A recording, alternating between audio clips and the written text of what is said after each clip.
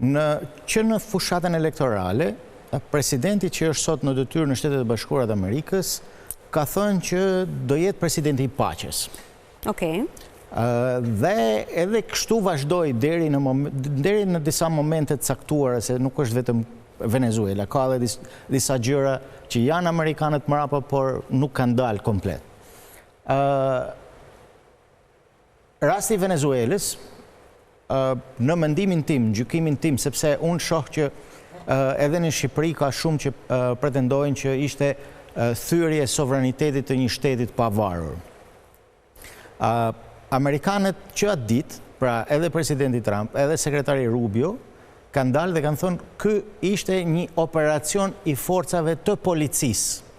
Pra jo operacion, i mbështetur nga forcat ushtarake. Dhe në qoftë se keni parasysh, në arrestimin dhe në momentin kur e kanë marrë ato, është një DEA. Është një DEA amerikane? DEA, po, që është forcë e policisë, pra. Delta ishte? DEA, po flas për DEA, një Deltën. Pra, DEA është mbështetur në operacion nga forcat e ushtrisë. Dhe në qoftë se keni parasysh edhe konferencën për shtyp, me një herë atë ditë, edhe presidenti Trump, edhe sekretari Rubio kanë thënë këtë gjë. Operacioni është i forcave të policisë i mbështetur nga ushtria. Dhe po e spjegoj sepse duhet kjo. Është shumë e rëndësishme që të evidentojmë dhe të themi disa gjëra. Që nga viti 2013, ky personazhi që është arrestuar, që është Maduro në Caracas, ka pas në objektivat e tij sa më shumë kalim të lëndëve narkotike drejt Shtetet e Bashkuara të Amerikës. Dhe janë dy grupe shumë të forta terroriste, që presidenti Trump sapo ka ardhur i ka shpallë terroriste, Tren de la Aragua dhe Clan del Sol. Pra janë grupe shumë të fuqishme të trafikut, që marrin kokainën nga Kolumbia dhe e përcjellin në Shtetet e Bashkuara të Amerikës. Në rruga është nëpërmjet Meksikës, në fakt, dhe kalon në Shtetet e Bashkuara të Amerikës.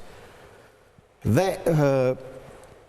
disa herë, presidenti Trump ka thënë që narkotrafikantët janë grupe terroriste dhe i ka shpallë si të tilla që në momentet e para.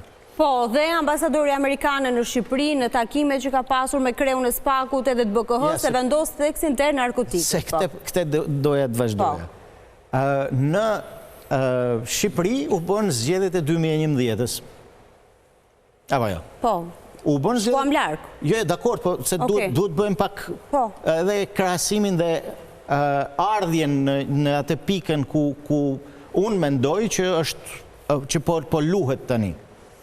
Dhe nuk kemi një përshëndetje për qeverinë ose për palë. Thua të 11 maj, se shkova në... Po, 11 maj.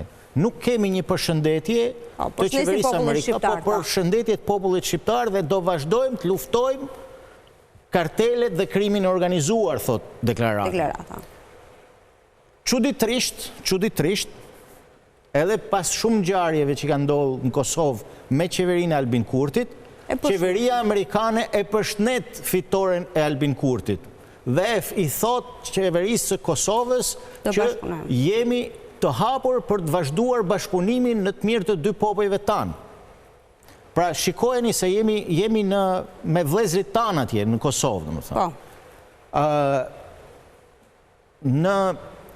Në fund të muajit dhjetor, Kongresi Amerikan ka kaluar një ligj të posaçëm për Ballkanin Perëndimor, për demokracinë dhe prosperitetin në Ballkanin Perëndimor. Qëndrojmë këtu. Po. Çfarë thot ky ligj? E para, ky i heq gjitha mundësitë për të hequr non gratat që pretendojnë disa. Nuk ka non gratat hequra.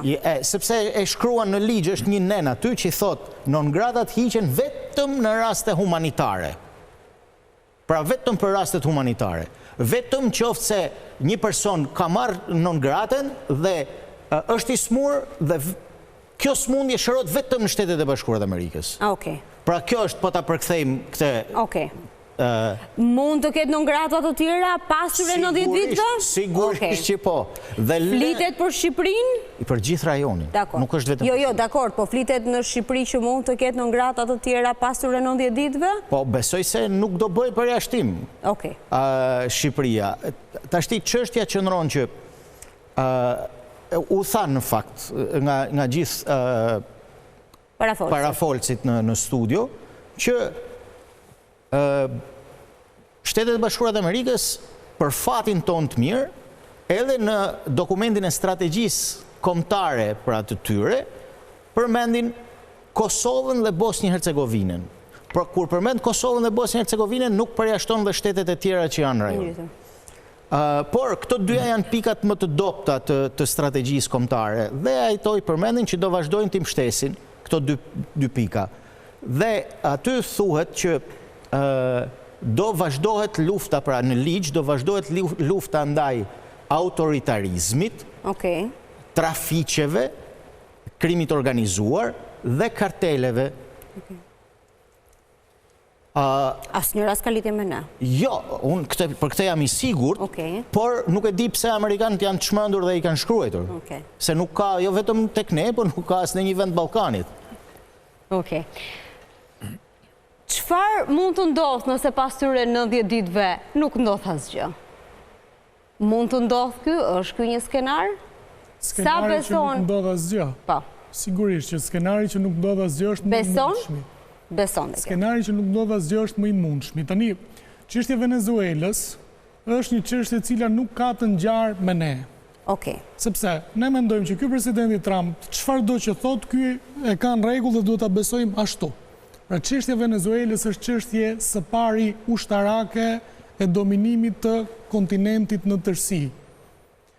Dhe nuk mund të lejojë Amerika që në kontinentin e saj, përballë Floridas, të ketë vendosje të trupave ruse dhe marrjen e lëndëve të para, siç është nafta nga Kina. Pra çështje gjeostrategjike. Pra gjeostrategji do të thotë rivalitet midis dy ose disa qendrave të pushtetit me njëra tjetrën. Pra, është mirëfiltësi gjeostrategjike, se çfarë fusin pastaj narkotikën, apo autokracin, apo vjedhjen e votës, pra këto janë erzat për ta zbukuruar argumentin, sepse ka autokrat si në lindjen e mesme, ai Bin Selmani i Arabisë, cili është aleat shumë i besuar i Shteteve të Bashkuara të Amerikës dhe nuk i thot kush asgjë atij, as për zgjedhje, as për vota, sepse në kuptimin ushtarak dhe strategjik, Arabia Saudite është një Flasim për mbretëri amerikane. Ka dhe mbretëri ku ka zgjedhje, nuk është kusht i domosdoshëm që të kesh mbretëri dhe të mos kesh zgjedhje. Pra, ky është një problem ushtarak i amerikanëve.